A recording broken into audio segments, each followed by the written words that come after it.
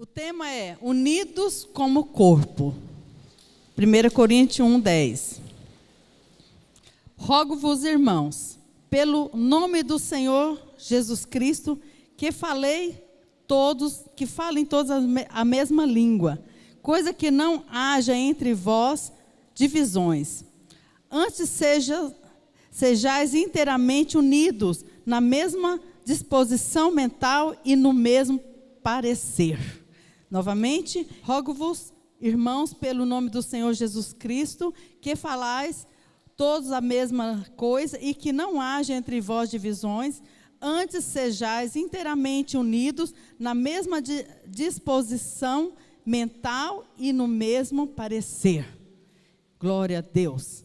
Então aqui, o apóstolo Paulo, na sua carta, ele faz uma recomendação à igreja. Que haja unidade no meio do corpo de Cristo, que haja unidade na igreja do Senhor Jesus. Engraçado que nós lemos essa parte que foi escrito quantos, tempos e tempos atrás, séculos, e incrível que nós sentimos a necessidade de novamente, constantemente, falarmos da mesma coisa. Eu já ouvi um ditado popular que disse assim, que tudo não é novo.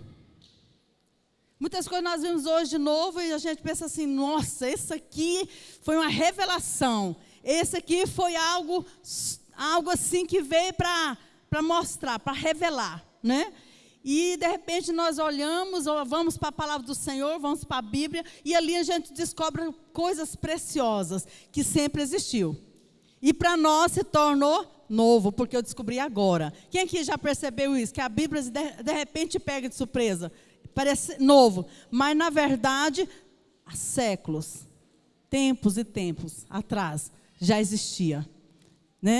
Já havia, já tinha acontecido. Quer dizer, essa divisão que nós tanto falamos a nível de igreja, ela já existia antes.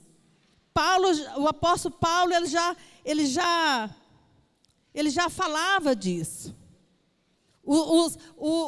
Os apóstolos, discípulos de Jesus, já falavam disso, já mencionavam sobre isso. Então, assim, isso não é novo para nós. Não há limite para o crescimento de uma igreja quando ela anda em concordância. Não há limite. E eu digo o seguinte, não há limite para você, se você não estiver só. Você poderá ir muito mais. Você poderá vencer muito mais, porque ninguém vence sozinho. Ninguém triunfa sozinho. Sempre para você triunfar tem alguém com você.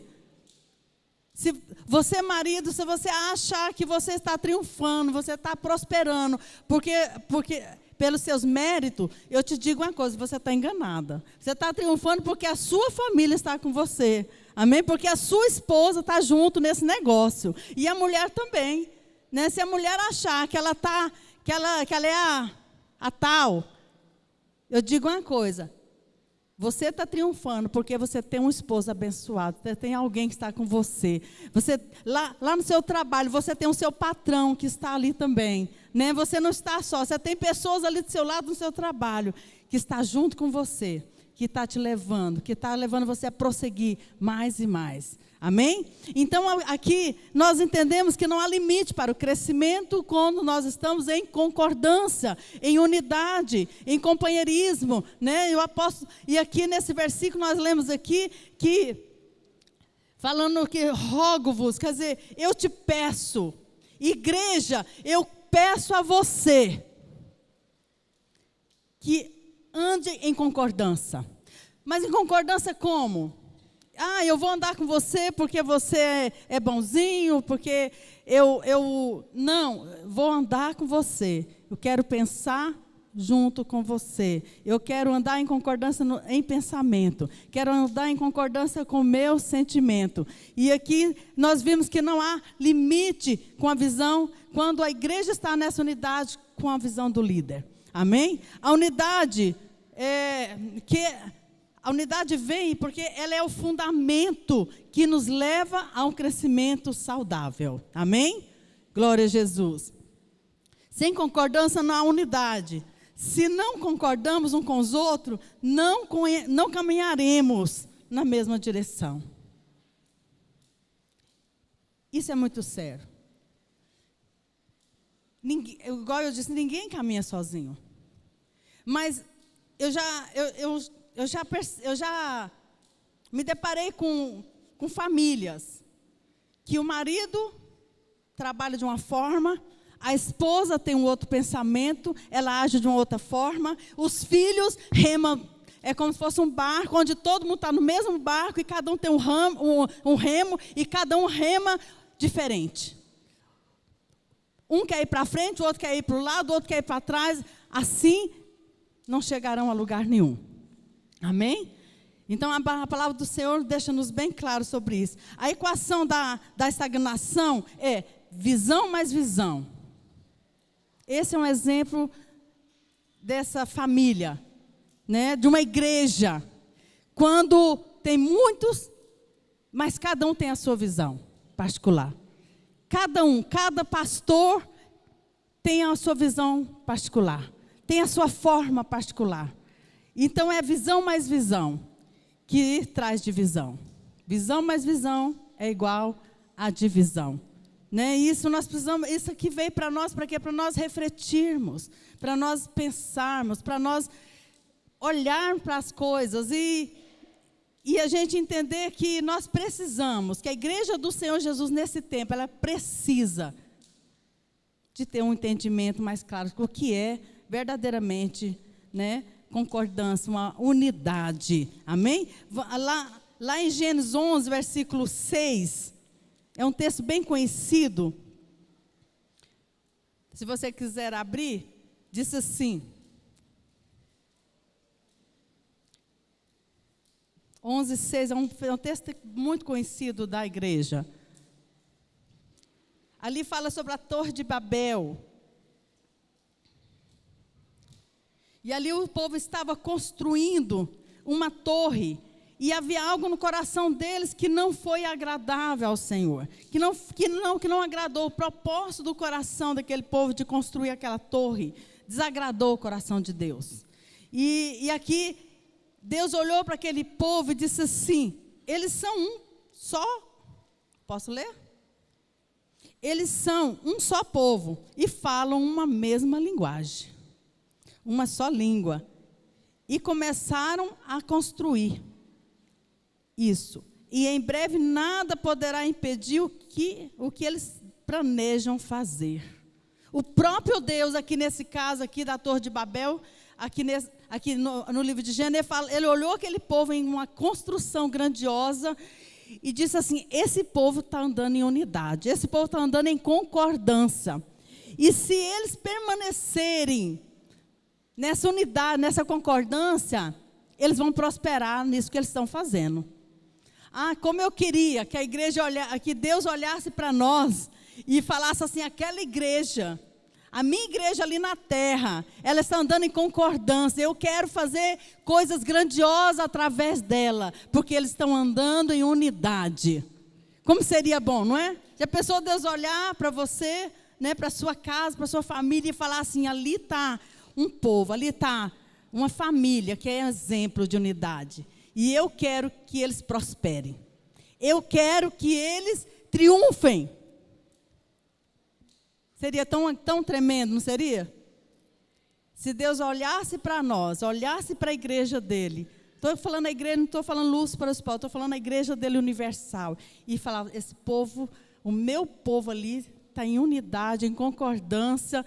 E eu me agrado disso que eles estão fazendo. Eu me agrado do que a igreja está fazendo ali, ó. Está me representando. Já pensou? Deus olhasse para mim e falasse: ó, você está me representando, igreja. Então eu vou te prosperar. Porque eu sei que você prosperando, o meu nome vai ser glorificado. O meu nome vai expandir sobre toda a terra. Esse é o maior desejo do coração de Deus, eu imagino. Mas nesse caso aqui não houve esse desejo no coração de Deus. Nesse caso aqui, do livro de Gênesis 11, versículo 6, foi ao contrário. Deus desagradou. Deus olhou para aquele povo e estava em construção daquela torre enorme, porque o intuito daquele povo era fazer com uma torre que topasse os céus. Olha que ousadia, gente. Olha que ignorância também, né? Não, olhando assim bem com os nossos olhos naturais, vamos falar assim, é ignorância isso aí. Fazer algo que tope o céu. Pode topar a primeira nuvem, vocês concordam comigo? Quem aqui já andou de avião? Pastor, eu olhei para ti, pastor, e me lembrei do avião. Lembrei do avião. Nunca mais pastor quis andar de avião, igreja. Acabou a graça. Acabou tudo. Então, você pega o avião e você está fazendo uma viagem, você sente que parece que o avião está andando no asfalto. Porque ela faz assim, ó. Eu falei, opa, esse asfalto aqui está ruim. Foi essa a sensação, não foi, pastor? Parece que, né, ele vai pulando assim, trepitando, sei lá o que é aquilo. E o trem é terrível. E eu falei, esse asfalto aqui não está bom. O bom mesmo é o asfalto do chão. Daqui das nuvens está horrível. Então, o avião consegue até passar certas nuvens. Mas essa torre jamais iria passar. Jamais iria tocar uma nuvem, eu penso. A não ser que Deus cooperasse com ele e abaixasse um pouco né, as nuvens. E Deus desagradou, porque era um coração altivo. E muitas vezes a igreja do Senhor, estou falando nós como igreja, muitas vezes Deus abate a igreja.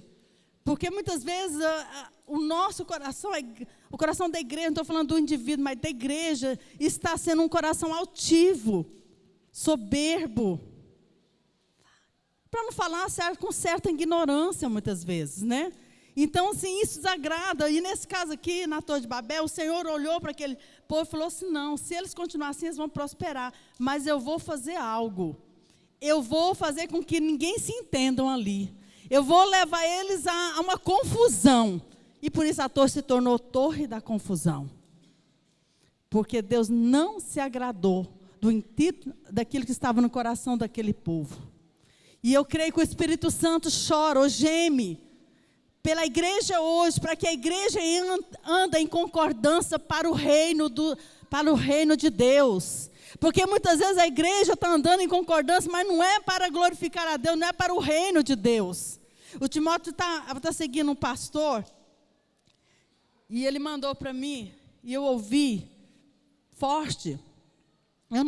Eu acho que eu não vou me lembrar o nome desse pastor. Mas ele fala sobre isso. O que está sendo pregado na igreja de Deus, do Senhor, nesse tempo. Nada contra a prosperidade, nada contra, porque Deus quer abençoar seu povo mesmo, Deus quer prosperar, Deus quer dar saúde, Deus tem esse propósito no coração. Mas o que nós vimos hoje nos púlpitos se torna até, de certa maneira, escandalosos, barateando a graça, né? É uma coisa estranha. E eu fico pensando, será que Deus está realmente agradando disso? Será que está? Conversando com algumas pessoas no aconselhamento, e alguns desses aconselhamentos nos fizeram uma pergunta, bispo, como separar do profano e do santo? E muitas pessoas têm vindo a mim, nós temos conversado, temos aconselhado, orado, e tem tido essa pergunta, porque hoje a igreja está confusa. A igreja está em confusão. O que eu posso, o que eu não posso? Parece que a igreja do Senhor está querendo ter tipo um controle, né? Ser controlada, manipulada. Você pode, isso pode. Isso não pode, isso pode. Isso não pode. Aquilo lá pode.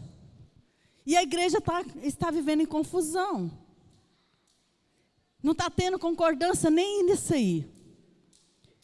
E há algo para nós, para nos levar a pensar e refletir. Amém, igreja? A igreja estagnada tem muitas vozes. Cada uma faz o que bem quer.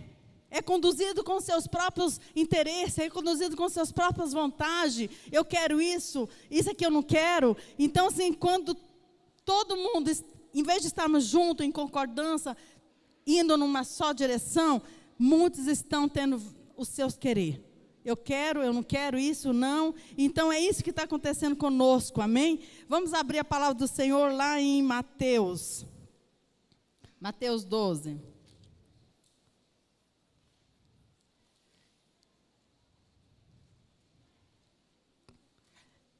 Embora nós sabemos que o Deus é de todos nós, amém? Nós sabemos que nós temos o mesmo Deus, mas será que a igreja do Senhor está agradando, né? Está realmente de acordo com aquilo que é a vontade de Deus para a sua igreja hoje?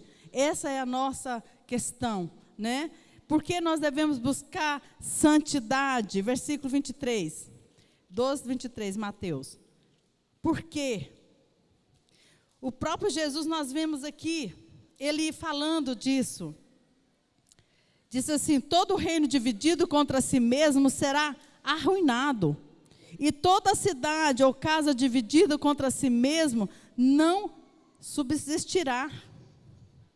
O próprio Senhor diz que onde tem divisão, onde tem, né, duas ou três cabeças pensando e decidindo, né, tomando decisões, muitas vezes não vai ter concordância. E o próprio Senhor disse que isso não vai prosperar onde tem discórdia, onde tem cada um querendo ir para um lado diferente um do outro, tomando suas próprias decisões. Eu acho, eu penso, não é assim?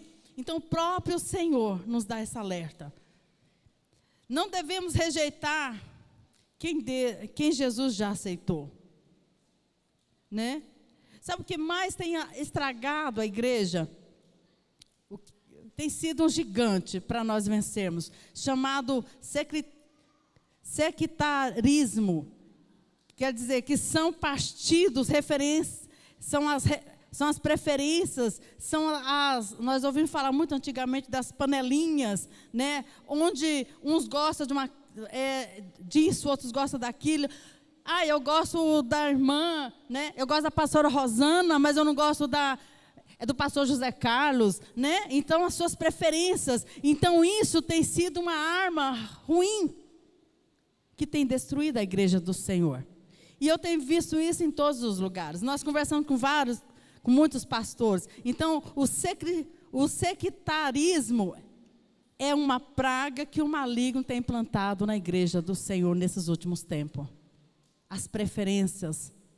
Eu me lembro uma vez, uns anos atrás, nós tínhamos uns livretinhos, onde nós colocávamos as palavras, toda semana. E então, no domingo, a igreja pegava aquele livreto e já sabia quem é que ia ministrar no domingo que vem. É isso, né, meu bem?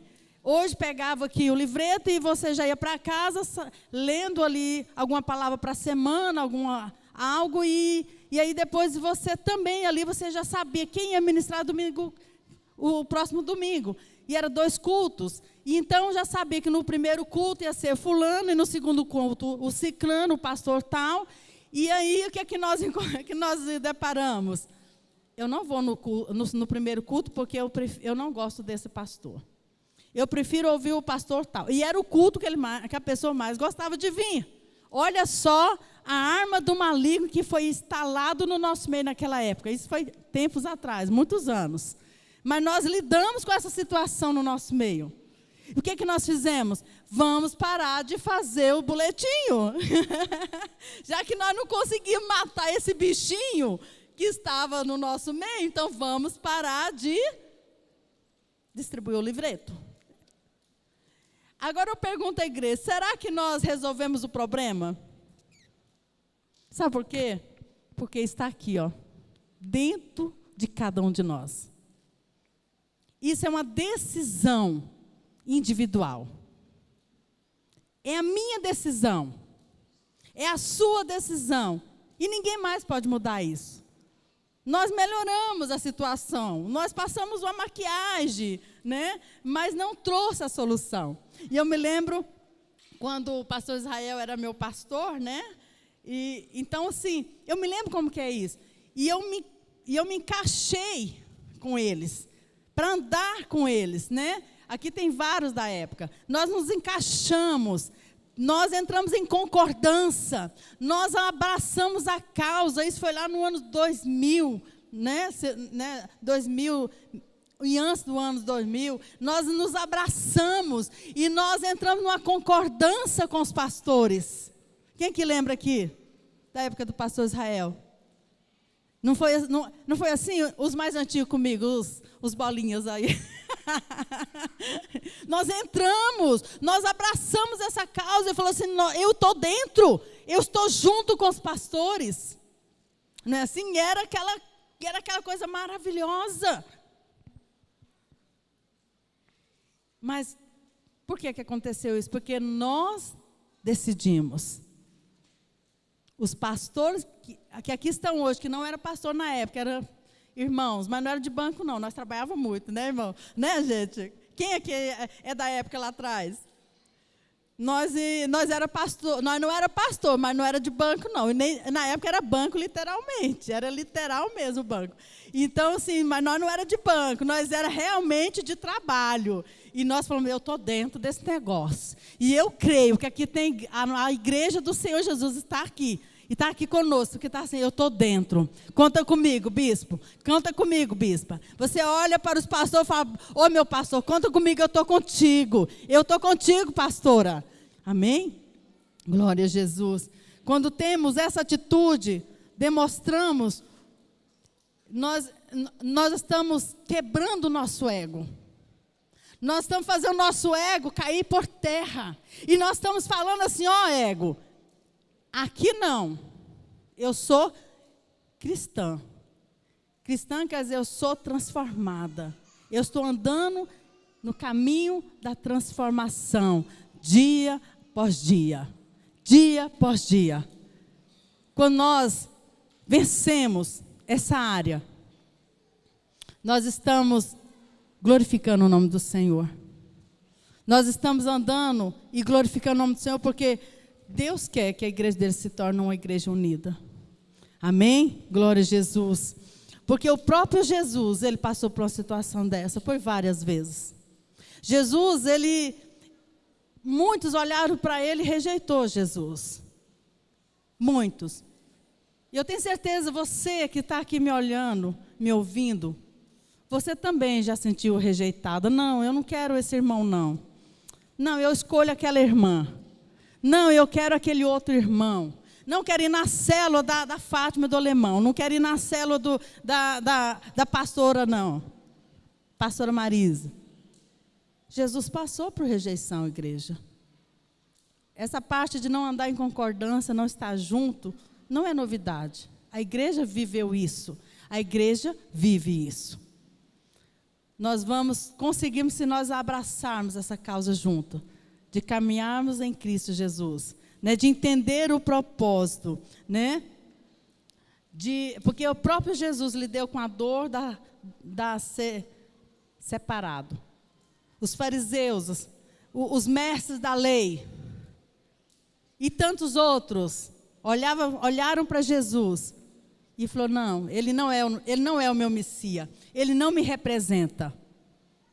O próprio Jesus sentiu essa dor. Então eu quero dizer para você e para mim também, nós vamos vencer porque Jesus venceu. Você pode vencer porque Jesus venceu. O Senhor caminhou nesse caminho e Ele venceu. E Ele nos deixou a receita para nós vencermos. E a receita é andar em unidade, em concordância, estarmos juntos, ter o mesmo pensamento por causa do reino. A causa é do Senhor Jesus, a causa é do Senhor, e nós estamos nessa causa, nós fazemos parte desse projeto, para a glória do Senhor, amém? Glória a Jesus. Então, quando nós temos essa atitude, nós estamos mostrando que o nosso ego não nos controla.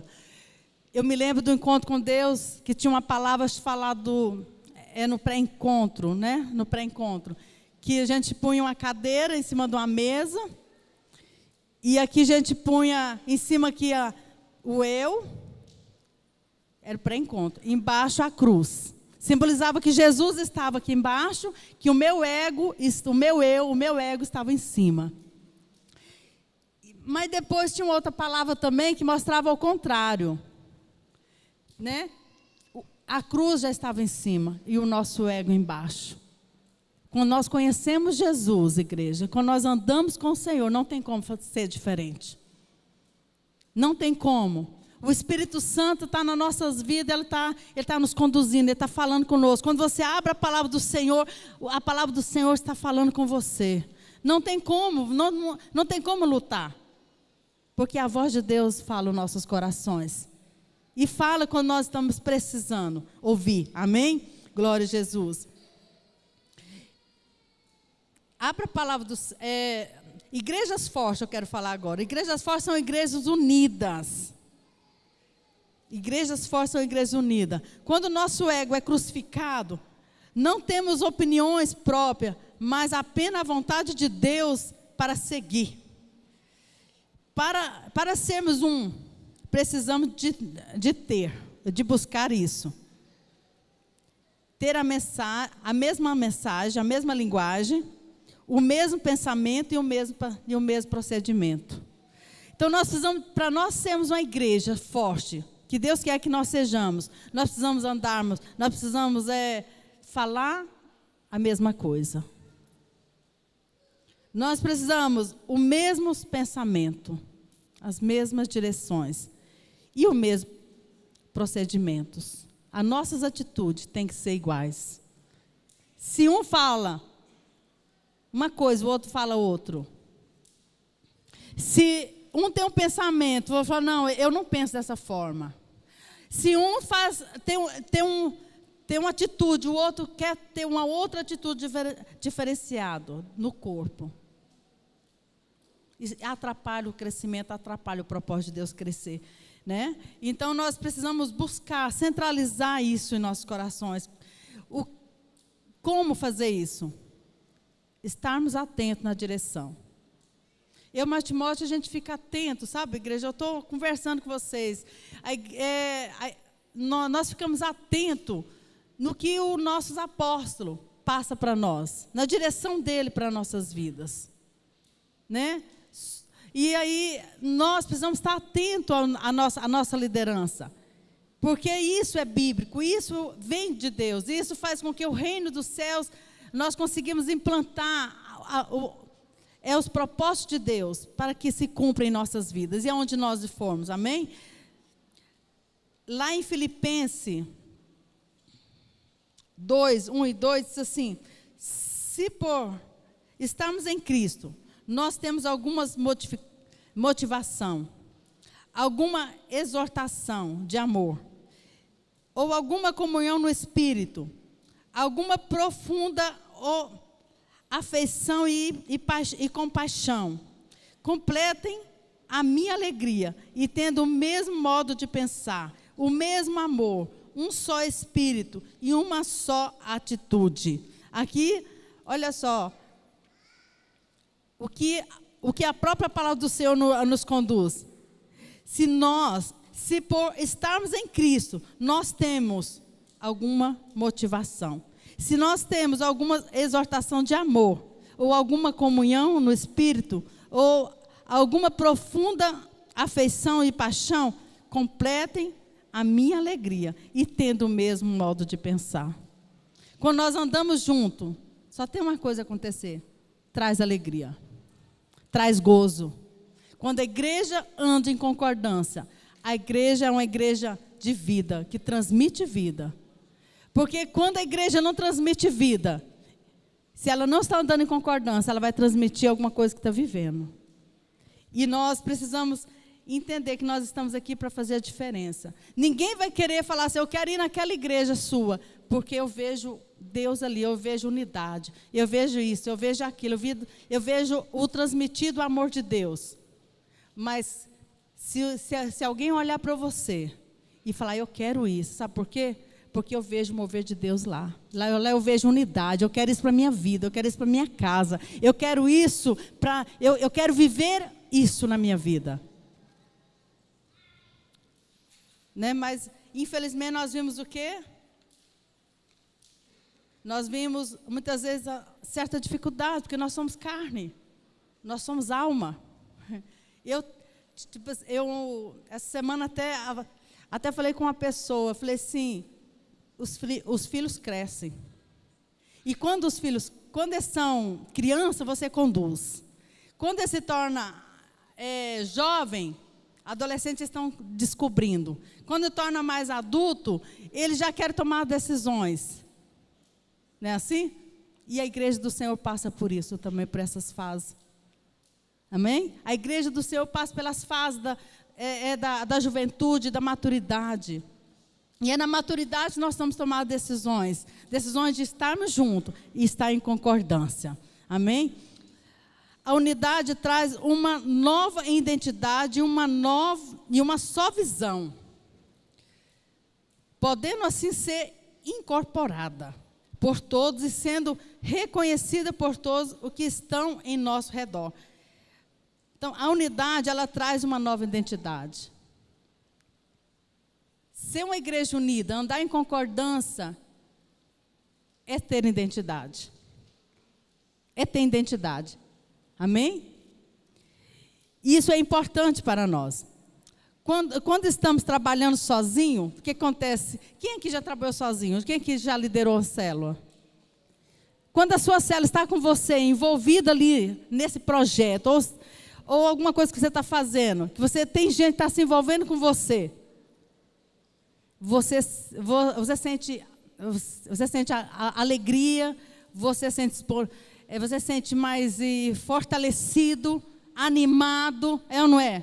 Mas quando a pessoa está só, o que acontece? Esgotamento, tristeza, peso, fardo. E isso é umas coisas que Deus não quer para nós. Você pode falar para alguém e falar, Deus não quer esse fardo para você. Deus não quer que você fique esgotado. Deus não quer que você fique entristecido. Esse não é o propósito de Deus. Mas quando nós estamos em unidade, nós estamos transmitindo identidade de igreja. E nós precisamos transmitir a identidade da igreja do Senhor nesse tempo. Nós precisamos ser a igreja do Senhor. Igrejas tem muitas.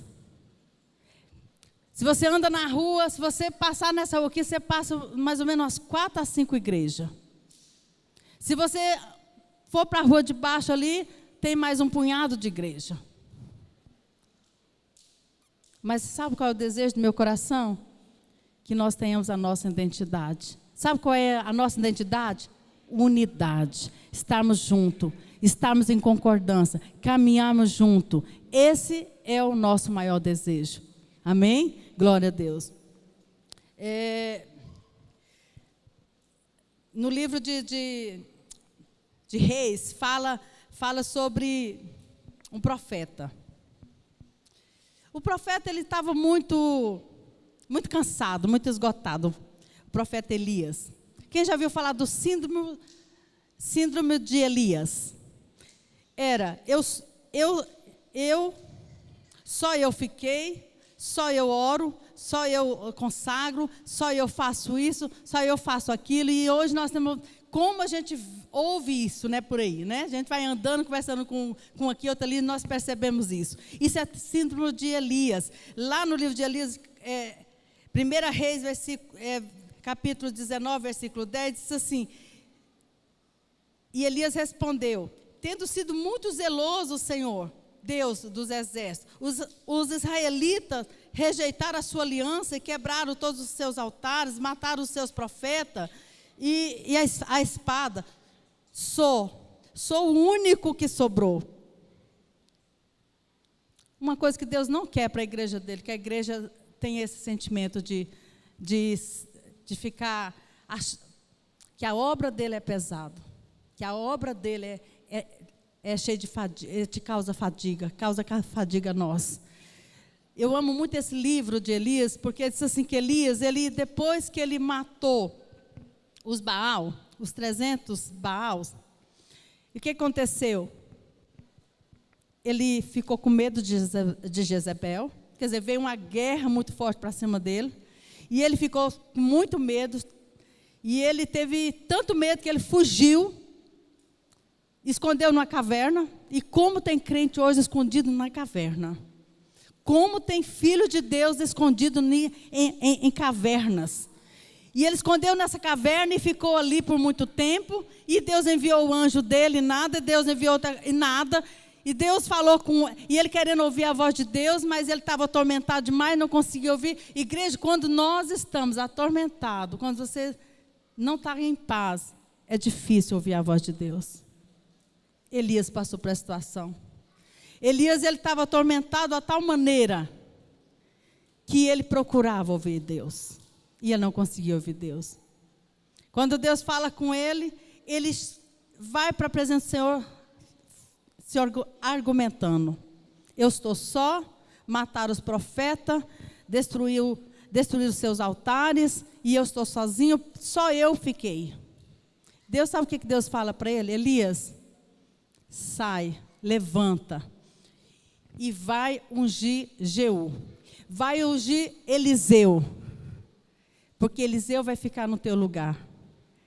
Elias, levanta e vai, que eu sou contigo. Vai, que você ainda tem muito caminho para frente. Vai, que você tem muito a fazer ainda. Sabe qual é a palavra que Deus fala para nós? Deus não vem com dó de nós e falando assim: ô meu filho, é mesmo, senta aqui no meu colo, tadinho de você. Você é o único fiel para mim. Você é o único que fez isso para mim. Você não tem mais ninguém que faz essa tal coisa para mim.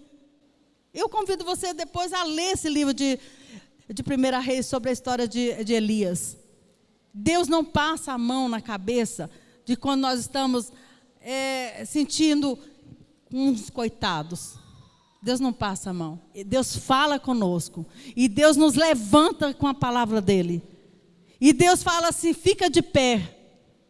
Deus disse assim para ele: fica de pé que eu quero falar com você. Deus chegou perto de Daniel, e Deus falou assim: Daniel, fica de pé que eu quero falar com você. Deus, quando Ele quer falar com a igreja dele, Ele não pega a igreja que está deitada, sentindo uma coitada, e passa a mão nela para que ela se sinta mais coitada. Não, Deus pega a igreja dele e fala assim: fica de pé que eu vou falar com você. É assim que Deus fala com a igreja. Meu servo, fica de pé, eu quero falar com você. Deus não tem esse sentimento de alma igual nós temos.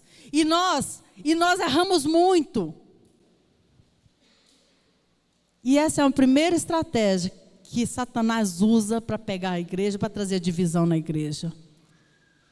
Você viu? Eu fiz isso, o pastor não olhou. O meu líder não viu. Você viu? Minha célula está bombando. Ninguém está vendo. Você viu? Eu estou fazendo reunião discipulado 1 a 1 toda semana, mas ninguém está vendo nada. Esse é um sentimento. Aí começa. Porque Elias se achou melhor. Elias achou que ele estava bombando. Mas ele não sabia que tinha um que estava cuidando dos profetas do Senhor, com pão e água. Tinha um. Sabe o que eu falo? Deus tem cuidado de nós. Não deixe esse sentimento te pegar, não. Não deixe esse sentimento te abater. Você sabe por quê? Porque esse tipo de sentimento está nos dividindo. Eu vou parar de fazer, porque ninguém está me vendo. Eu faço, é um esforço que eu estou jogando fora. Eu não estou sendo reconhecido. Meu irmão, você acha que você acha que eu nunca senti isso? Vou te contar uma história, você vai rir de mim, como vocês sempre riem, né? Quando eu cheguei para a igreja, o pastor Israel, chegou eu e a pastora Lourdes. A pastora Lourdes já foi reconhecida como diaconisa. E foi minha prova, acho que foi minha prova ministerial. Não pode. E eu fiquei aqui. O pastor Israel, na hora da ceia, chamava os diáconos, era pouco diácono, a pastora Lourdes era uma delas, e ela vinha para servir a ceia. E eu ficava no meu coração, você não tem noção o que é esse trem no coração da gente. Essa indignação, né? E falar, e eu? Eu também sou diácona, porque eu fui consagrada diácona lá no Novo Mundo com a pastora e o pastor Gidemário. Pastora Marisa e pastor Gidemário, que nos consagrou juntas, né? Eu e a pastora Lu, nós éramos de lá, então eu fui consagrada lá. E chegamos aqui, o pastor reconheceu a pastora Lourdes, não me reconheceu. E eu fiquei 1 ano. 1 ano, pastora. Você não sabia disso não, né? Não sabia não. Fiquei 1 ano, pastora. E todas as vezes era um calo no meu pé, porque eu diaconiza. Aí as diáconas vinham para cá. Ajuda isso, ajuda aquilo. E eu aí no banco, do ladinho dele aqui, né, no convertido, do Timóteo. E um dia, não sei como, que ele descobriu que eu também era consagrada diaconisa, junto com a pastora, e ele me reconheceu. Então, esse sentimento de que ninguém olha para mim, que ninguém está comigo, meu amado, eu tive a oportunidade de ter feito aquilo que a minha carne queria. Sabe o quê? Vou sair dessa igreja. Ninguém me reconhece. Quer saber? Timóteo, pode ir sozinho. Timóteo chamava cara de leão, na época o pastor chamava ele de cara de leão. Pode ir sozinho, que lá eu não piso mais. Eu tive essa oportunidade. Eu tive essa oportunidade. Mas sabe o que eu fiz? Meu ego fica aqui. Meu coração doía, mas você fica aqui.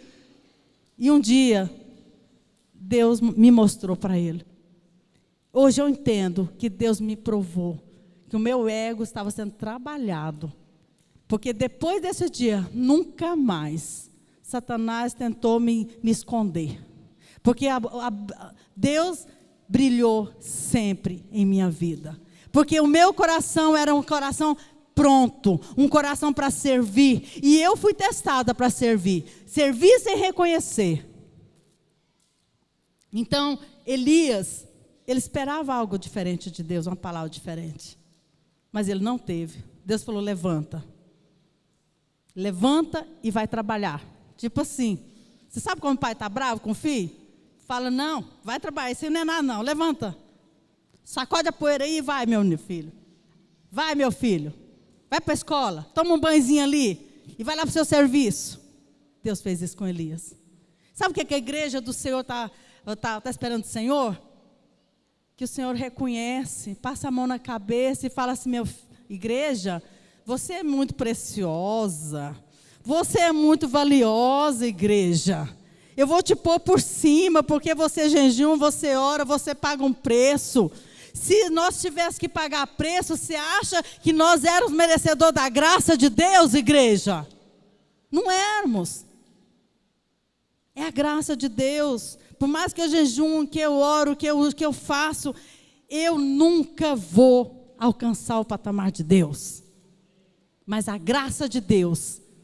E eu digo uma coisa, nós vamos conseguir essa unidade, esse companheirismo, pela graça de Deus que é derramado sobre nossas vidas, sobre essa igreja. E eu creio nisso. E os meus olhos não estão, eu não estou olhando para o homem, mas eu estou olhando para aquele que é o dono da igreja.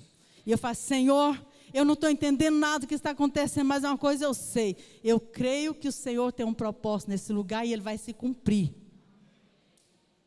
Eu creio. Deus vai se cumprir. Deus vai cumprir na vida de cada um aqui. Deus vai derramar algo sobrenatural na sua casa com seus filhos. Deus vai derramar um coração humilde, que entende o chamado, que entende o propósito, mas entende o valor de uma família. E estarão de braços dados, andando junto e cumprindo o propósito. Porque uma casa dividida, ela não prospera. E o olhar de Deus para nós nesse tempo é que nós possamos andar juntos, em unidade. Em unidade. Porque nós precisamos ser uma igreja sarada. Nós precisamos ser uma igreja em unidade. Porque juntos nós vamos alcançar o propósito. Sozinho, jamais. E eu te digo uma coisa, junto você pode mais. Junto com sua esposa, junto com seu cônjuge, você pode mais. E não é fácil, mas é um desafio para nós vencermos. Eu e o Timóteo, com vocês, nós iremos alcançar coisas grandiosas. Nós juntos iremos alcançar coisas grandiosas. Porque Deus tem preparado. Sabe o que Deus tem feito nesse tempo? Moldado o nosso coração. Você pode ficar de pé? Deus está moldando o nosso coração. Deus está olhando para cada um de nós, no nosso coração, daquilo que está ardendo em nosso coração. Deus está trabalhando. E Deus trabalha de uma forma com a igreja dele que nós não entendemos. Mas nós iremos chegar no ponto que Deus quer que nós chegamos. Eu creio nisso. Eu creio nisso. Eu creio que Deus está fazendo uma obra sobrenatural nas nossas vidas. Na igreja do Senhor Jesus. Nesse lugar há um propósito. E nada é em vão. E Deus está sacudindo a igreja dele. Você já viu aquele ditado que Deus está sacudindo a figueira? Deus está sacudindo a figueira. Vai em qualquer uma outra igreja, conviva ali com a realidade deles. Você vai perceber que Deus está sacudindo lá também. Vai lá em qualquer outra igreja e vive, e chega perto de pessoas que estão ali. Você vai ver que Deus está sacudindo aquela figueira também. Não é só aqui que Deus está sacudindo a figueira, não, meu irmão. Porque Deus está sacudindo a figueira para cumprir o propósito dele. Porque Deus quer conhecer o que está no nosso coração. A palavra do Senhor diz ali, no Velho Testamento, tem um versículo que eu gosto muito, que diz assim, lá em Deuteronômio, se eu não me engano, capítulo 8, diz assim: o Senhor deixou o povo dele a passar pelo deserto, para saber o que estava no coração daquele povo. O Senhor deixou aquele povo passar por situações difíceis no deserto, a ter sede, a ter fome, para Deus saber o que estava no coração daquele povo. E eu digo uma coisa, Deus muitas vezes tem deixado nós passar situação difícil, sim, porque Deus quer saber o que está no meu coração de verdade, o que está no teu coração como igreja. Você faz parte do corpo ou não faz parte do corpo? Eu faço parte do corpo ou não faço parte do corpo? O que eu estou buscando em Deus nesse tempo? O que você está buscando em Deus? É bom nós pararmos e pensarmos nisso. O que nós temos buscado no Senhor? O que é ser crente de verdade? O que é ser uma cristã verdadeiramente? Nesse tempo difícil. Onde o evangelho muitas vezes tem sido pregado uma graça que é muito sem graça. É uma graça que eu não conhecia. Tudo pode. Tudo pode.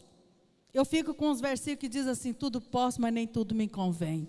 E eu não vou deixar ser me levado por nenhum deles. Pronto. Tudo posso. Eu sou livre sim. Jesus me salvou. Jesus me libertou. Eu sou livre da condenação do pecado. Eu sei que sobre mim não há pecado, que o Senhor já perdoou o meu pecado, até aquele que eu ainda vou pecar ainda. Ele já me perdoou e já te perdoou também.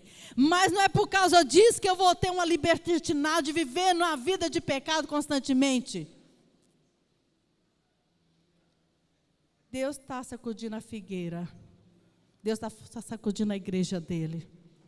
Porque Deus está olhando para dentro de cada um de nós, para ver o que está verdadeiramente no nosso coração. E eu creio que um desejo que está no coração de Deus é que a igreja entre em unidade e pare de deixar certas vaidades tomar conta dela.